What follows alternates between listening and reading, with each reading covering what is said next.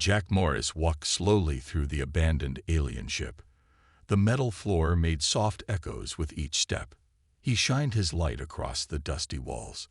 His job as a human diplomat on the Galactic Council space station was usually boring, but not today. "Jack, I don't think we should be here," said Vexlor. The tall, blue-skinned Zentari alien had been Jack's friend for 3 years. His 4 eyes blinked nervously. "Just a quick look," Jack replied. "This ship has been floating dead for who knows how long. The Council will just lock everything away before anyone can learn anything interesting." The derelict vessel had been found drifting near the edge of Council space last week. Jack had volunteered to join the first exploration team. Being the only human on the team made him extra curious. They entered a large room that looked like it might have been a control center. Strange symbols covered the walls. In the center stood a pedestal with a black object on top. Jack moved closer. It was a suit of armor, or something like it. The material was odd. It seemed to swallow light rather than reflect it. It was smooth and featureless, shaped vaguely like a humanoid, but with no clear way to put it on. "We should report this and leave," Vexlor said, backing away. "Something feels wrong here." Jack nodded but couldn't look away from the armor. "What do you think it's made of?"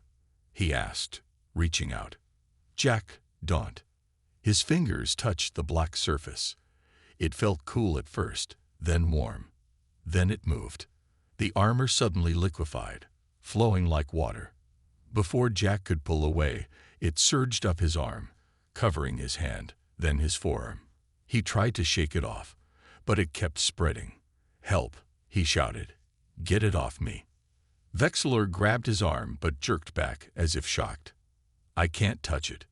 Within seconds, the black substance had covered Jack completely. He felt it seeping through his clothes, touching his skin everywhere. He couldn't breathe.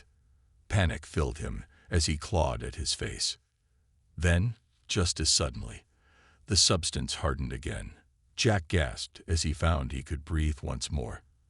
The armor had reformed around him, fitting his body perfectly.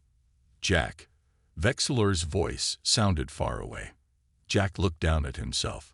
The once shapeless armor now looked like a second skin, black and smooth with faint lines of blue energy pulsing across its surface. He moved his arms and legs. It felt light, almost like wearing nothing at all. "I'm okay," he said, surprised. "It's actually comfortable." A loud alarm began blaring throughout the ship. Red lights flashed in the corridors. "That's a Council emergency signal," Vexlor said, his voice shaking. "What did you do?" "I didn't do anything. It just..." Heavy footsteps approached from all directions. Within moments, the room filled with armed security forces from at least a dozen different species. They surrounded Jack, weapons pointed at him. A tall, insect-like Vraxian officer stepped forward. "Human Jack Morris, do not move. You have activated a Class X restricted artifact. This is a serious violation of Council law."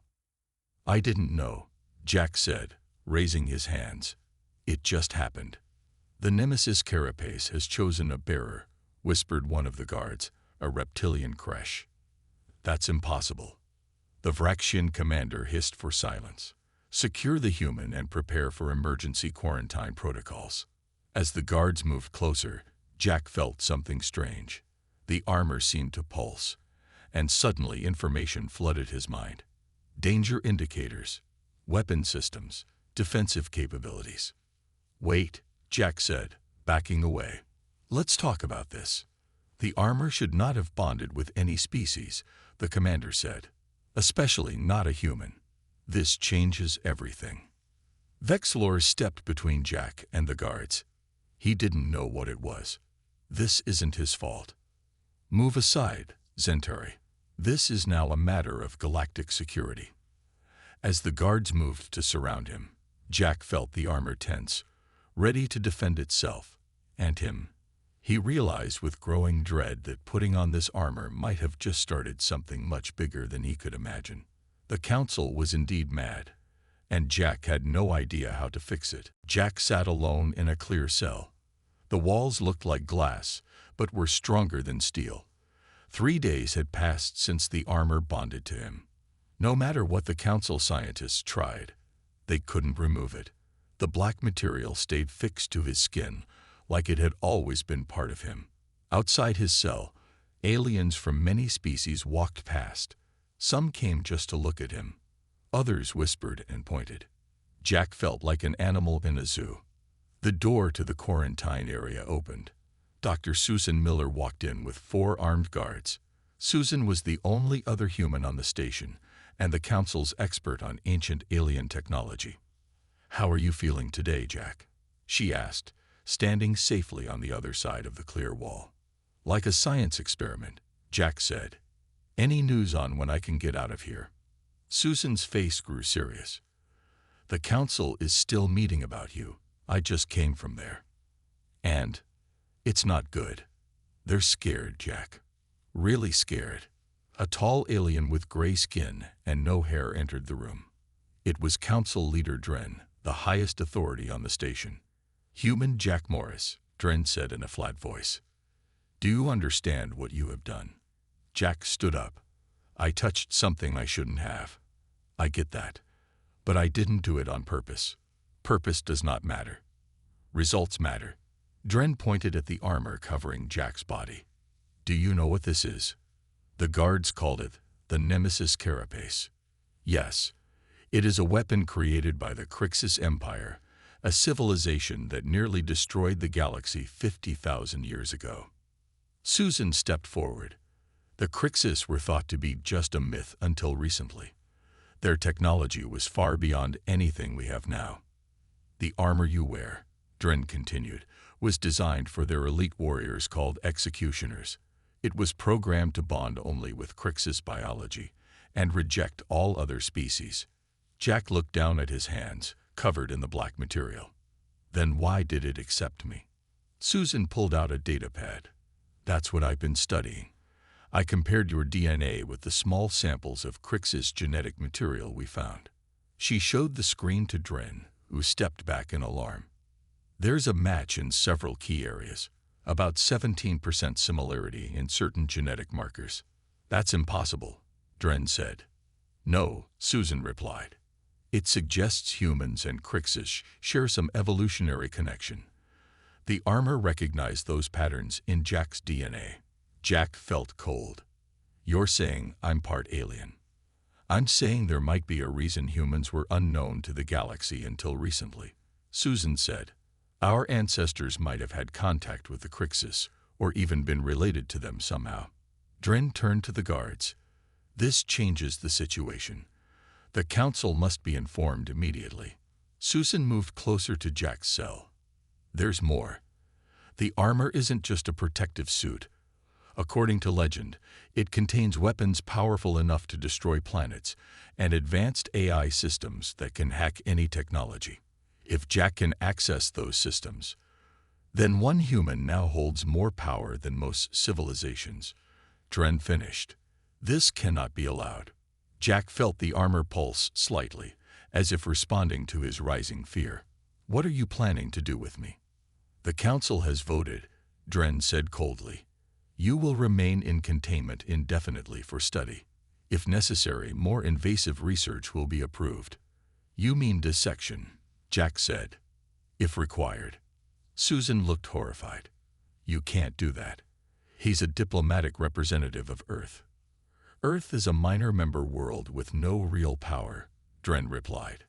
"The safety of the galaxy comes first." As they argued, Jack felt something change in the armor.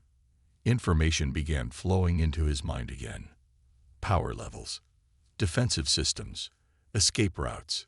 The armor was waking up more of its functions, responding to his danger. Jack realized he might not have much time left to make a choice: stay and become a lab specimen forever, or use the armor's power and prove the council right about how dangerous he was. Neither option seemed good. Jack paced in his cell, thinking hard about his options. The armor continued to feed information into his mind. It showed him the cell's weak points and the station's layout. It was like having a map appear in his thoughts. The door to the quarantine area slid open. Olivia Grant walked in, carrying a tray of food. Olivia was another human diplomat, and Jack's closest friend on the station. "They let me bring you dinner," she said, sliding the tray through a small opening in the cell wall, "though I had to go through 3 security checks." Jack moved closer. "They're going to keep me here forever. Live. Maybe worse." Olivia looked around to make sure no guards were watching. "I know. I heard them talking. Admiral Jarkon is pushing for immediate examination of the armor, with you still in it." "They can't remove it," Jack whispered. "That won't stop them from trying." She leaned closer. "Listen, I have a plan, but you need to be ready in 2 hours."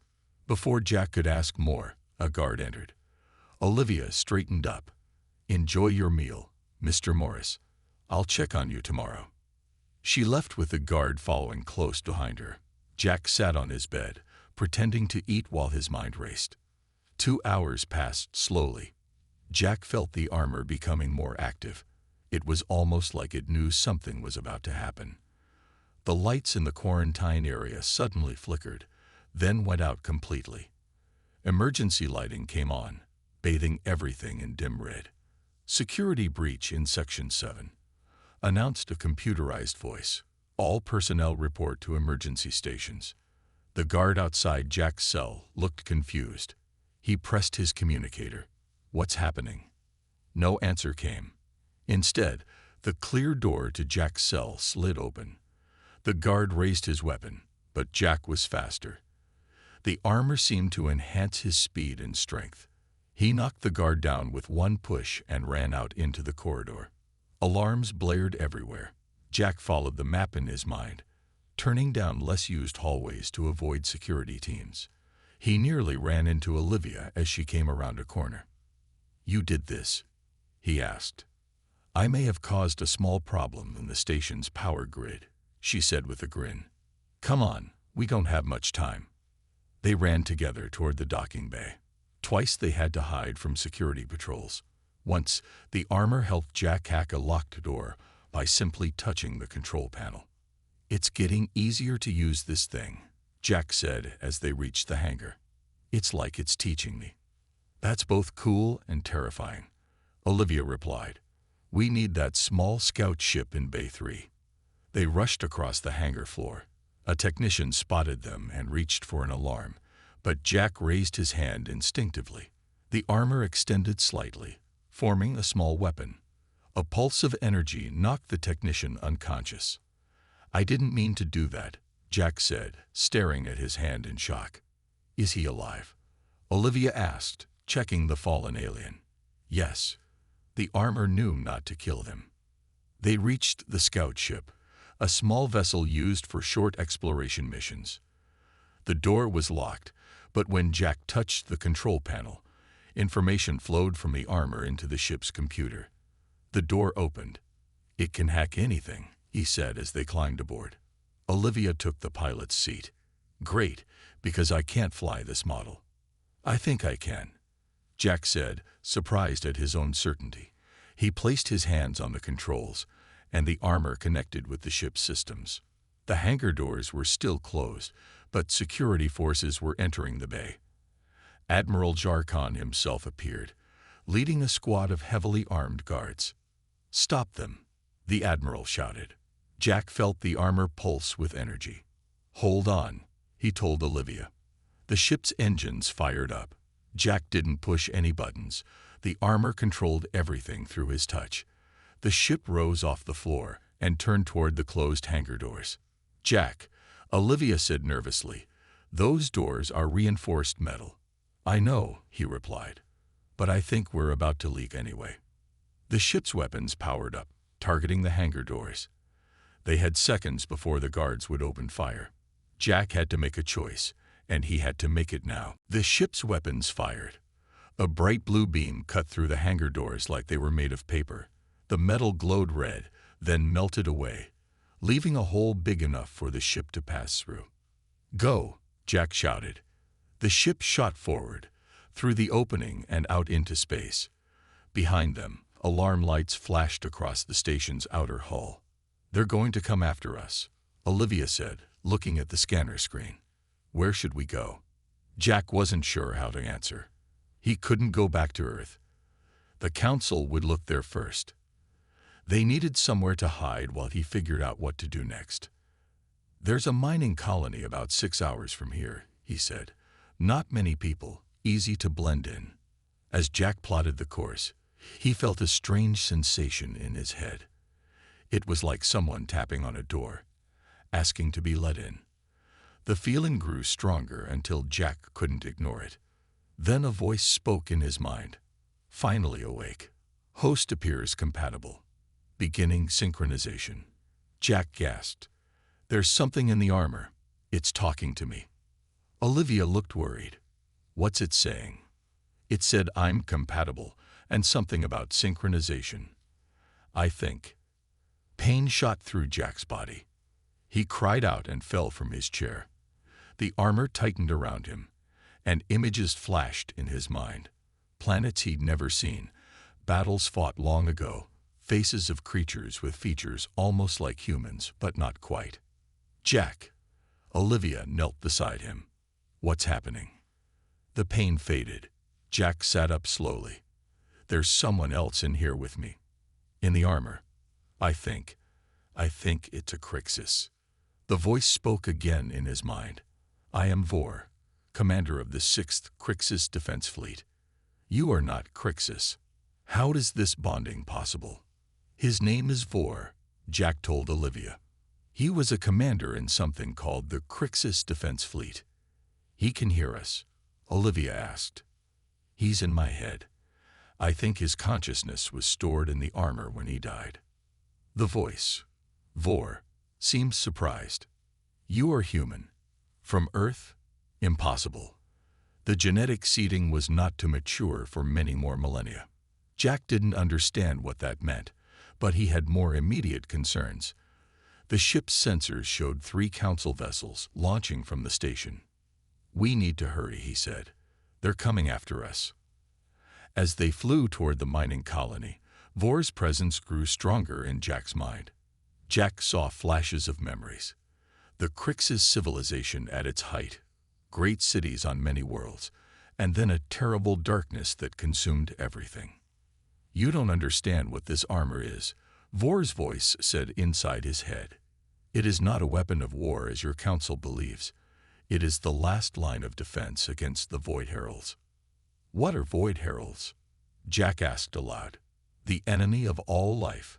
We fought them for centuries. We thought we had won, contained them in the dark spaces between galaxies, but they always return. The armor was created to combat them. Olivia watched Jack with concern. What's he telling you? That the Crixs weren't conquerors. They were protecting the galaxy from something called the Void Heralds. The armor was made to fight them. The ship's sensors beeped an alarm. One of the Council vessels was gaining on them. We can't outrun them, Olivia said. This scout ship isn't fast enough. Jack felt Vor's consciousness push forward. Let me help. The armor can enhance your vessel's capabilities. How? Jack asked. Place your hands on the control panel. I will show you. Jack hesitated, then put his hands on the ship's controls.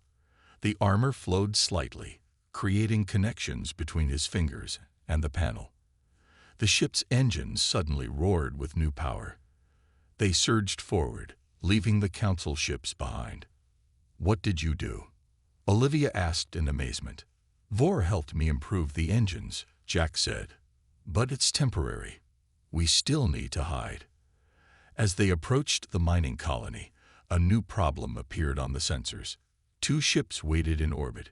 They weren't Council vessels, but something else entirely. Bounty hunters, Vor said in Jack's mind. The Drakor twins. Dangerous and persistent.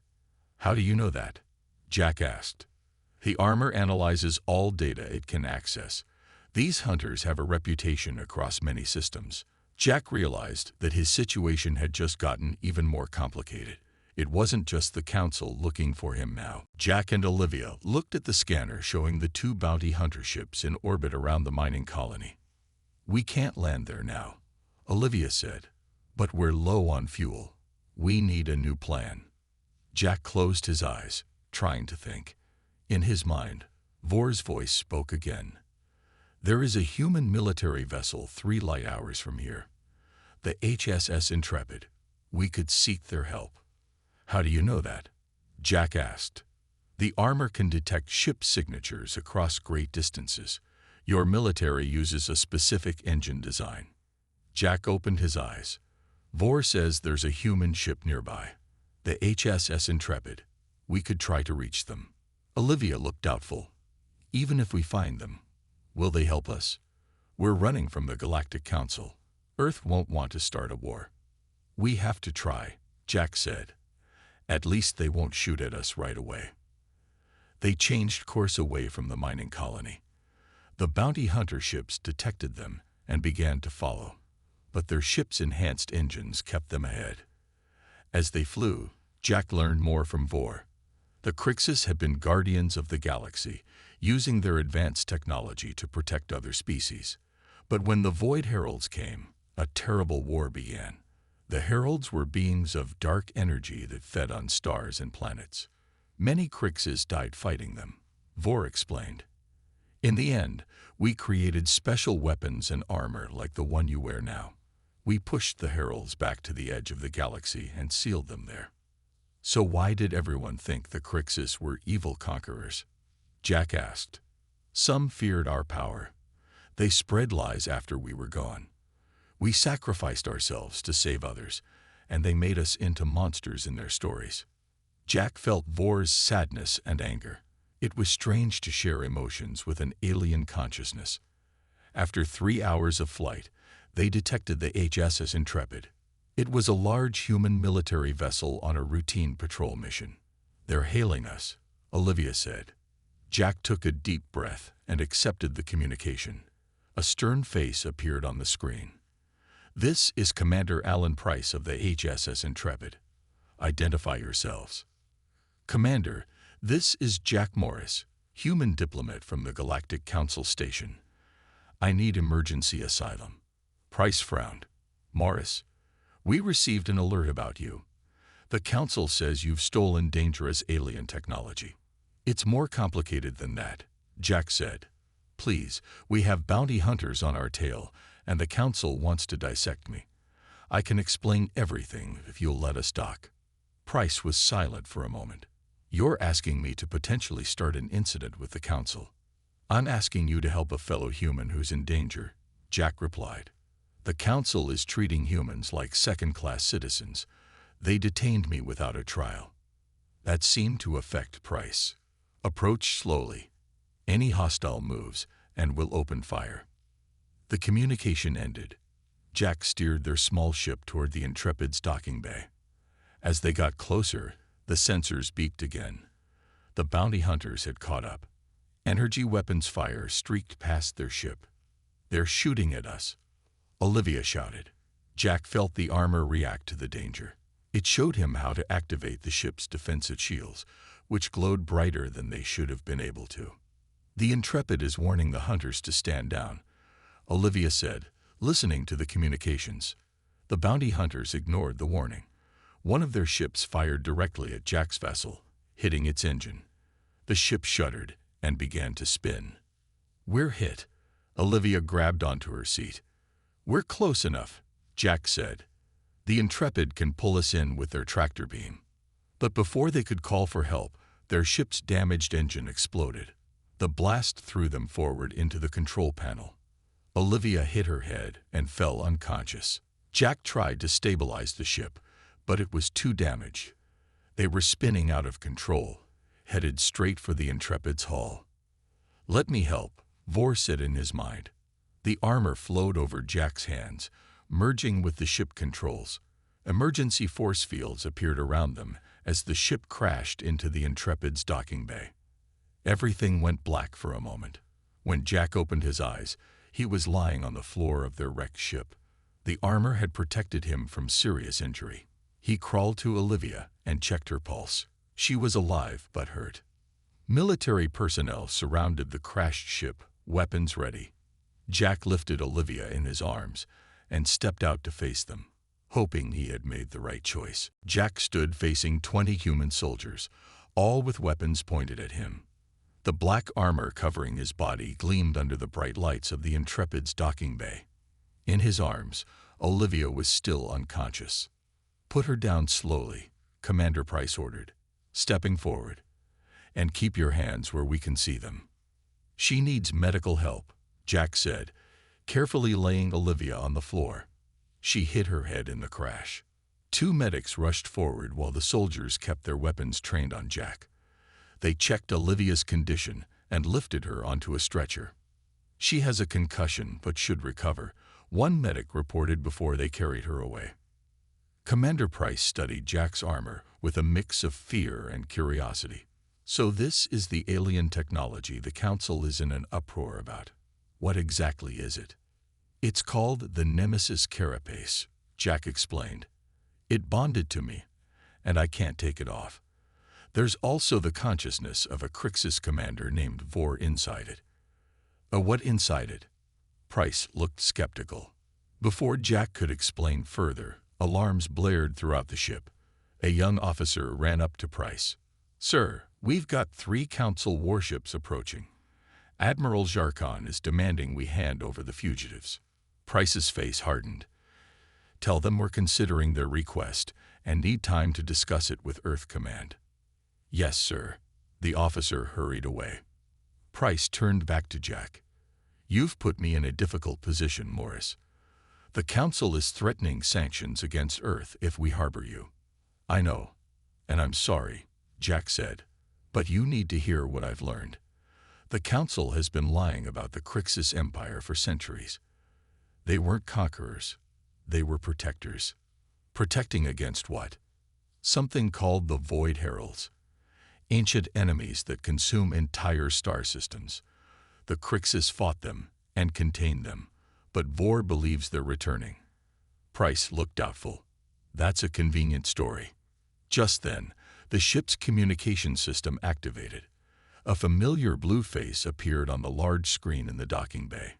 It was Vexlor, Jack's Zentari friend from the Council station. "Jack, I finally found you." Vexlor looked worried. "You need to be careful. The Council has placed bounties on both you and Olivia. They're also restricting all humans in Council space." "What?" Jack was shocked. "Why target all humans?" "They're afraid there might be more humans compatible with Crixs technology. Earth representatives are being detained for safety protocols. It's getting ugly." Commander Price stepped into view of the screen. "This is Commander Price of the HSS Intrepid. Who are you?" "I am Vexlor, Science Liaison for the Council and friend to Jack. I am risking much by contacting you."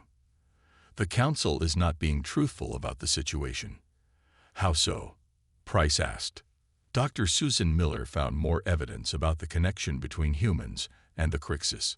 She discovered that several Council species have known about this genetic link for centuries.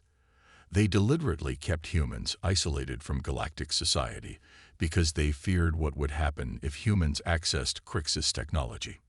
Jack felt Vor stir in his mind. "Ask about the stellar anomalies in the outer rim," Vor prompted. "Vexlor, have there been any strange events in the outer rim?" "Unusual stellar phenomena?" Jack asked. Vexlor looked surprised. "Yes, actually. Several stars have gone dark in the past few months. The Council believes it's a natural occurrence, but some scientists disagree." "Those aren't natural," Jack said, repeating what Vor was telling him. "They're signs of the Void Heralds returning. The armor was created to fight them." Commander Price ran his hand through his hair. "This is above my pay grade. But if what you're saying is true, we need evidence to convince Earth Command." "There's a way to get it," Jack said. "Vor knows of an ancient Crixs facility hidden in neutral space. It contains records of the previous war against the Heralds. If we can access it, we'll have proof." "And where exactly is this facility?" Price asked. Jack let Vor guide his words. "In the abandoned system near the Council border known as Vale Nebula. It was disguised as a natural formation to hide it from enemies." Price considered this for a long moment. then nodded. "I'll take you there, but this is still a military vessel. You'll remain under guard." "Thank you," Jack said sincerely. Vexlor spoke up again. "Be careful, Jack. Admiral Jarkon has made stopping you his personal mission. He believes humans are too dangerous to be allowed free in the galaxy." The screen went dark as Vexlor ended the transmission. Jack looked at Commander Price, who was already giving orders to change course. For the first time since putting on the armor, Jack felt a glimmer of hope. But he knew the real challenges were just beginning. The HSS Intrepid moved silently through space toward the Veil Nebula. Jack sat in the ship's medical bay next to Olivia, who had finally woken up. Her head was bandaged, but the doctors said she would be fine. "So we're going to a secret alien facility?" she asked weakly. "Yes. Vor says it contains proof about the Void Heralds and the real history of the Crixs," Jack explained. The door opened and Commander Price walked in with a woman Jack didn't recognize. She wore a military uniform with captain's insignia. "This is Captain Nyla Kelly," Price said. "She's our special operations expert and will be leading the ground team at the facility." Captain Kelly studied Jack with sharp eyes. "Commander Price briefed me on your situation. I still find it hard to believe." "I understand," Jack said. "It's a lot to take in." "Show her," Olivia suggested. Jack nodded and focused on the armor. With Vor's guidance, he made the black material shift and flow, forming a small shield on his arm, then reshaping into a blade, before returning to its normal state. Captain Kelly's eyes widened. "Impressive. But that doesn't prove your story about these Void Heralds." "That's why we need to reach the facility," Jack said. A communication panel on the wall beeped. Price answered it, then turned to the others with a worried expression. "We've received an emergency transmission from Earth. All human ships have been ordered to return home immediately. The Council has cut diplomatic relations with Earth." "What?" Olivia sat up despite her injury. "That's extreme even for the Council. They're claiming humans pose a danger to galactic security," Price said. "There are reports of human ships being fired upon in Council space." Jack felt Vor's presence grow stronger in his mind. "It's happening faster than I expected," Vor said. "The Council fears what will happen if more humans connect with Crixs technology." "We need to hurry," Jack said aloud. "How long until we reach the Veil Nebula?" 3 hours, Price answered, "but we may have company. Our sensors have detected multiple ships following us." The next 3 hours were tense. Jack spent the time learning more about the armor's capabilities from Vor. He discovered he could generate energy shields, enhance his strength, and even create simple weapons. Each new ability was both amazing and frightening. When they finally reached the Veil Nebula, everyone gathered on the bridge. Through the view screen, they saw a beautiful cloud of blue and purple gas surrounding a cluster of asteroids. "The facility is hidden inside the largest asteroid," Jack said, guided by Vor's knowledge. "It's disguised to look natural, but there's an entrance on the south side." Captain Kelly prepared her team while Commander Price positioned the Intrepid close to the asteroid. But just as they were about to launch a shuttle, the ship's alarms sounded. "Multiple ships dropping out of faster-than-light travel," reported an officer. "Council markings. 5 warships, led by Admiral Jarkon's flagship." On the main screen, a communication request appeared. Price reluctantly accepted it. Admiral Jarkon's stern face filled the screen. "Commander Price," the Admiral said coldly, "you are harboring fugitives and interfering in Council matters. Surrender Jack Morris and the Crixs artifact immediately." "We are in neutral space, Admiral," Price replied. "You have no authority here." "The threat posed by the human with Crixs technology gives me all the authority I need," Jarkon said. "Surrender him or face the consequences." Jack stepped forward. "Admiral, you're making a mistake. The Void Heralds are real, and they're returning. The facility in that asteroid contains proof." "More lies," Jarkon snapped. "The Void Heralds are just an old myth. Your human mind has been corrupted by the armor. Then why have 3 more stars gone dark in the outer rim this week? Jack asked. Ask your scientists what's causing it. For a moment, Jarkan looked uncertain. Then his expression hardened again. You have 1 hour to surrender. After that, we will open fire. The screen went dark. Commander Price turned to Jack. We're outgunned. We can't win a direct fight against 5 warships. Then we need to get to that facility now, Jack said. If we can broadcast the evidence throughout the galaxy, even the Council won't be able to ignore it. Captain Kelly nodded. I'll ready my team. We leave in 10 minutes. As they prepared to depart, Jack looked out at the nebula. Somewhere in that beautiful cloud of gas and dust was the truth that could save the galaxy, if they could reach it in time. Jack, Captain Kelly, and 4 soldiers boarded the shuttle. Olivia insisted on coming too, despite her injury. The small craft left the Intrepid and flew toward the large asteroid. There, Jack pointed to a dark spot on the surface. That's the entrance. The shuttle landed near the spot. Everyone put on spacesuits except Jack. The armor protected him in the vacuum of space. They walked across the rocky surface until they reached what looked like an ordinary cave. Vor says to stand back, Jack told the others. He placed his hand on the rock wall. The armor connected with hidden systems, and the wall slid open to reveal a metal corridor. Inside, ancient lights flickered on as they walked deeper into the facility. Everything was covered in dust. No one had been here for thousands of years. The control center should be ahead, Jack said, following Vor's directions in his mind. They entered a large room filled with strange technology. Most of it was dark and dead, but when Jack approached the central console, it hummed to life. The armor flowed from his hands into the machine. Vor is accessing the data, Jack explained to the others. He's looking for records of the Void Heralds and proof of what the Crixs were really doing. Suddenly, images appeared in the air above the console. They showed massive dark shapes moving between stars, consuming energy and leaving dead systems behind. Other images showed the Crixs fighting against these shadows, using technology like Jack's armor. Those are the Void Heralds, Jack said. And there's more. Vor found records about humans. New images appeared, showing Crixs ships visiting a primitive Earth thousands of years ago. The Crixs had taken human genetic material and combined it with their own, creating a backup plan in case they lost the war against the Heralds. They knew they might not survive, Jack explained. So they created a connection with humans, ensuring that someday we might be able to use their technology if the Heralds returned. Captain Kelly looked amazed.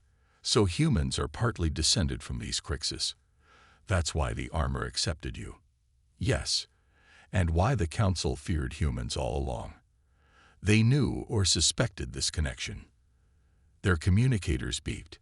Commander Price's voice came through. Time's up. Jarkan's ships are moving into attack position. You need to hurry.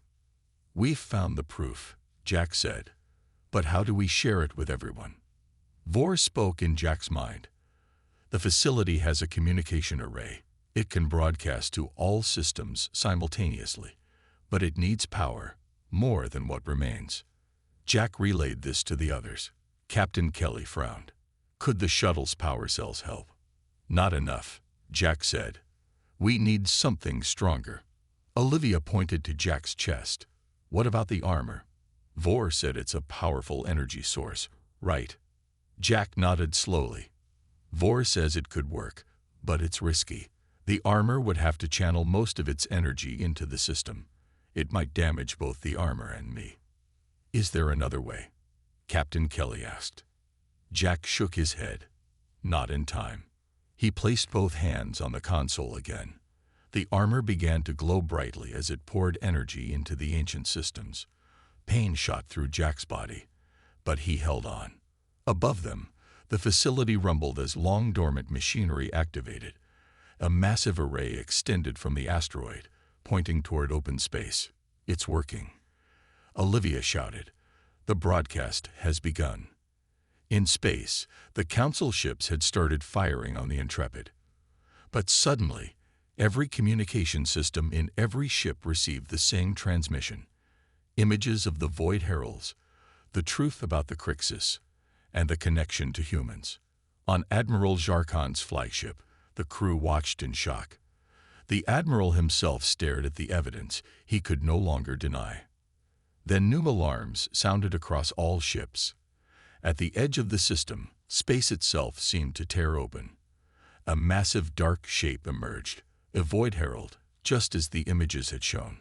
"Cease fire," Jarkan ordered his fleet. "All ships, regroup to defend against that thing." Jack collapsed as the broadcast ended. The armor had dimmed but still covered him. Olivia and Captain Kelly helped him stand. "Did it work?" he asked weakly. Their communicators came to life. Commander Price's voice was excited. "It worked. The Council ships have stopped attacking. Jarkan is calling for a joint defense against something that just appeared in the system." Jack smiled tiredly. "The first Void Herald has arrived. Now they'll have to believe us." As they hurried back to the shuttle, Jack knew this was just the beginning. Humans were no longer outsiders but essential allies in the coming war. The armor had chosen him for this moment, to bridge the gap between past and future, between species once divided. The galaxy was still mad, but now they were mad together, united against the real enemy.